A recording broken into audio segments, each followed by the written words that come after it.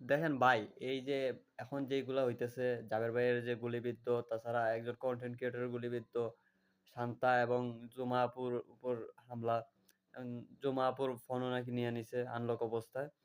তো ভাই এগুলা সবগুলার পিছনে একজন ব্যক্তি খুব বেশি দায়ী। সে হচ্ছে আইন উপদেষ্টা আসিফ নজরুল। আপনি মানেন আর না মানেন, সে আছে একদম ১০০ তে ১০০% সিওর। এটা আপনি মানেন আর না মানেন। ভাই অয় এগুলা বানচালি করতেছে। অয় একদম খাস ইন্ডিয়ার দালাল। আপনি দেখবেন ওরে ইন্ডিয়া বিদ্বেষী, ইন্ডিয়ার বিপক্ষে খুব কথা বলে। কিন্তু না, ওয় খাস ইন্ডিয়ার দালাল ভাই। আপনি মানেন আর না মানেন এটাই সত্য। ওয় একদম খাস ইন্ডিয়ার দালাল। একদম ইন্ডিয়া দালাল। ইন্ডিয়া একদম শেষ স্টেজে এরকম লোকেই নিয়োগ দেয়। যারা উপরে ইন্ডিয়ার খুব গিবত গাইবে, কিন্তু ভিতরে দিয়ে ইন্ডিয়ার চাটতে থাকবে, চাটতে থাকবে। একদম মানে লেইখা রাখেন ভাই। আমি ৩ জনরে মাদারবোর্ড আখ্যায়িত করছি এর মধ্যে এই একজন। মাহফুজ আনাম, মতিউর রহমান আর আসিফ নজরুল। এই ৩ টা ভাই। এটা আপনি লেইখা রাখেন খাতায় কলমে। আর আজকে যে দেশের এই অবস্থা এটা ওই করতেছে। দেখতেছে ইন্ডিয়া গোহারা হারতেছে।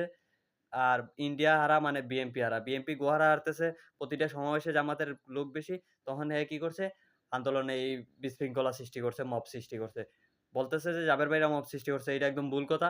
মব সৃষ্টি করছে আইন উপদেষ্টার তার তথাকথিত পুলিশ বাহিনী মব সৃষ্টি করছে ভাই। একদম আপনি লেইখা রাখেন। আইজ না হোক, আরো ১০ দিন পর হোক, ১ মাস পর হোক এটা প্রমাণিত হবে।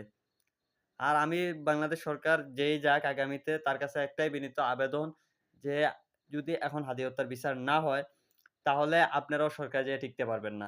আর এখন যে সরকার আছে উনারাও শান্তিতে থাকতে পারবেন না। আজকের দিনে বুঝা যাইতেছে যে আপনারা আর শান্তিতে থাকতে পারবেন না।